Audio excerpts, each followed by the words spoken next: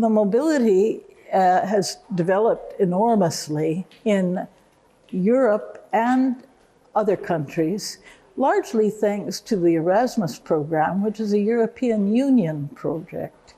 Whereas the development we're talking about is something that started a long time ago, because it started in 1989, but then the so-called Bologna Process started in 1999. So it's 24 years now that this area, which consists of 49 countries, has changed. All the countries have agreed to change their education systems so that they're compatible, and this allows the mobility to take place, not only within European Union countries, but also with the Erasmus program countries and outside Europe too, because this macro area, this European higher education area, this big area, is a macro region in the higher education world. So our area can be connected with other macro areas like Latin America, the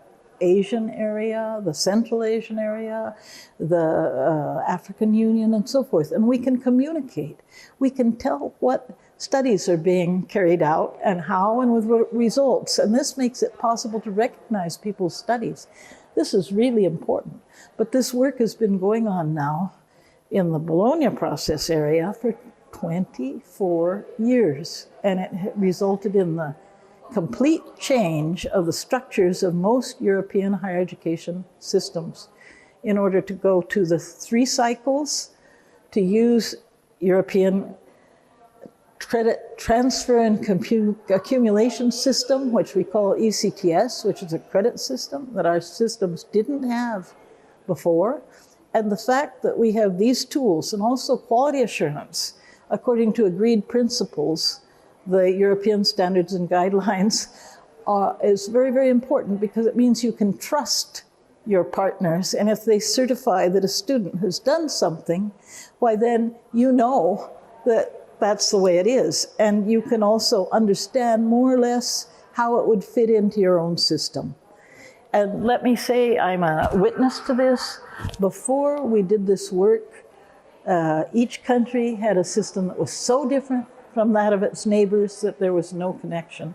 So let's say that the work of the Bologna Process, the European higher education area, the ECTS has made it possible for mobility to take place on the scale that it takes place today, which is millions of students. I think that one of the most important things that a student or a person can do is to have the experience of seeing the world from a different perspective. So being able to be mobile, going to another country, studying there, realizing that people are thinking different things, they're seeing things from a different point of view. Well, that is what really opens the mind. And once you know that there are 2 ways of thinking about things, then you know that there are lots of ways. And once you know that there are lots of ways, you have the world in front of you, because you can see it from so many different angles. Critically, I mean, you can understand why people are looking at such and such from a certain direction, and because you have perspective. So to me, if you think about higher education, or any education, or just living, this is one of the most important things that can happen. And since students can go to other universities, they can live in other countries, they can see how people do things, if necessary on Zoom, if possible, their own body going there, well, that is a huge contribution to international understanding and to the development of the human spirit. And we can also say that these systems, are very important for being sure that higher education is compatible with the needs of personal civic life and the labor market. Because having universities living in their own little world and maybe teaching people things that are of no use, that's no good. So one part of this is to be inclusive, which means having students from every part of society, of having them have a good experience, a supported experience in the university, but also coming out of the university with credentials and with competences that will allow them to take up a place in the world of economy, of family, of civic activities, and so forth. So to me, these are the most important things. That programs for staff mobility, staff exchange, are also very, very useful because, of course, if professors go and can teach in another university, this is a way of internationalizing even without the student mobility. Professors learn too, because when they're there, they understand that their colleagues are doing something different in a different way. They have to fit in. They have the opportunity of really seeing things on the ground and not just in an email or something. However, I would say that one problem is that professors usually, or very often, let's put it that way, usually use this as a personal experience, as something that's good for them. And they don't always, at least in an aware, open fashion, share with their colleagues. Whereas students, it's much more likely that they will share with the other students what happened and what they understood. So we have to try to be sure that professors too share their experience and make it, put it into common with their colleagues and use it some way in their home university, not just as something to add to their curriculum. Yeah. I was actually born in a small place at the mouth of the Columbia River, which is between Oregon and Washington in the United States of America. I grew up, though, in California, in Southern California, and I was among, well, in the group of the first American students who the American Field Service, and I can tell you about that, decided to send to Europe to study in European high schools. So I was 16. I went to Italy on a ship. Can you believe that? I cannot, but I did. I was 16 and went to study in Rimini. And I was thrilled by Italy. I thought it was a wonderful place. I wanted to go back. And when I returned to the US, I had to complete my upper secondary school. And I found out that to enter Italian university, you had to have 2 years of American university because the Italian university was at a higher level. So I went to Berkeley for 2 years, and then I went to Milan, and I received my degree from the State University of Milan, and I became a ministerial fellow at the Superior Normal School of Pisa, which is the creme de la creme in Italy, in 1971.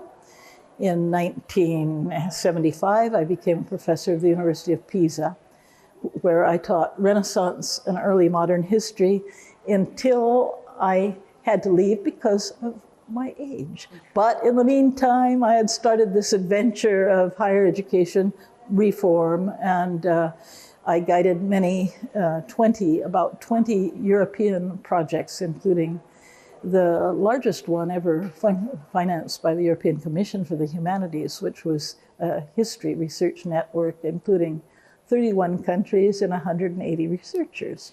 So I would say that I've had a real adventure in my life, and that this seeing things from the perspective of different countries is a fabulous experience, which I hope everyone will be able to have. With one other person who's here, Robert Wagenaar, we started developing the ECTS in 1989. So that's 34 years ago now. And we developed ECTS, which came before the Bologna Process.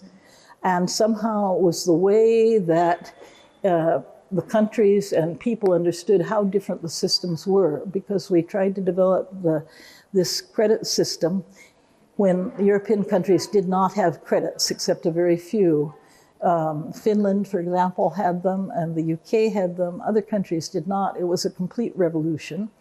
But we had to figure out a way of making it possible to transfer people from their record, to have them study in another country and be able to understand what they did. And as we worked on it, we came up with this idea that there had to be, we could say that more or less somehow 1 year of of study in each country, we would just make it equal. And we would divide it up into 60 units. This is sort of Sumerian or something, 60 as the basis. And then we had in each country, we had the pilot universities that developed this project, amongst which the University of Pisa. And we would make a catalog of all our courses and try to imagine how many credits that would be in 1 year to make up 60 in the end. And so we started out that way. And this is how we were able to organize the mobility in the 90s. But it also showed us how different the systems were. And so some countries, you've probably heard of the Sorbonne Declaration, or maybe you have, or maybe you haven't, I don't know. But that's the time that 4 countries came together to decide that there should be a common structure, bachelor, master. There should be a credit system, such as ECTS. There should be international cooperation to make the systems compatible.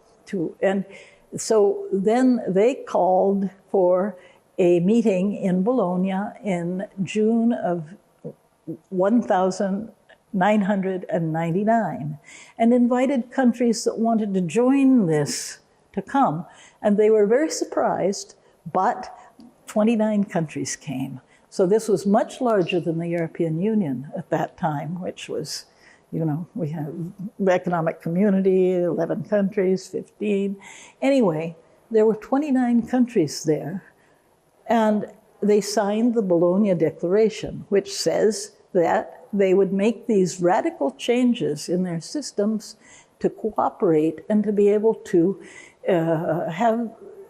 improve the relevance, the quality of their education systems by making mobility possible for their students and also after graduation for recognition and so forth. The Bologna Declaration is the foundation of the Bologna Process, which some people still talk about applying.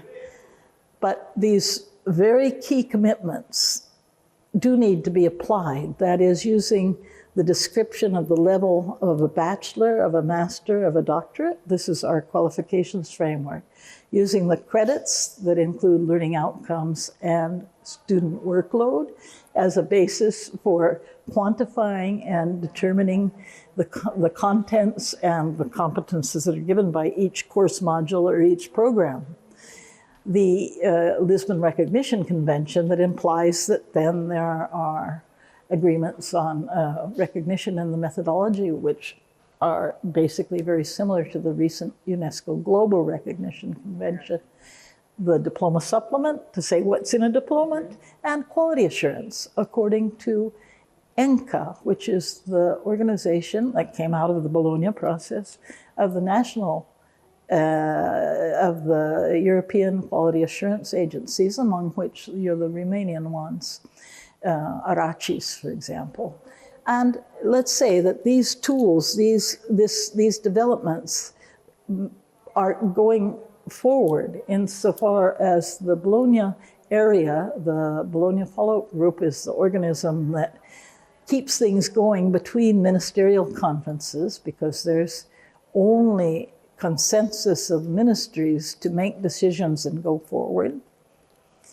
And this happens at the ministerial conferences every 2 or 3 years.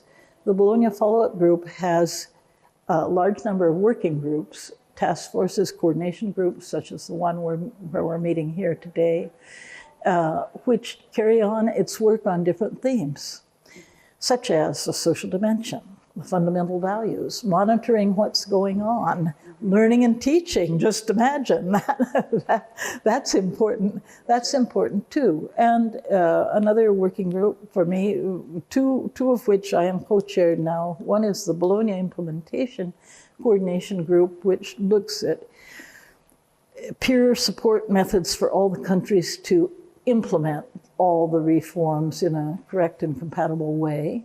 And the Coordination Group on Global Policy Dialogue, so that we try to build and make stronger and more important the relationship with the other macro regions, all the countries of the world.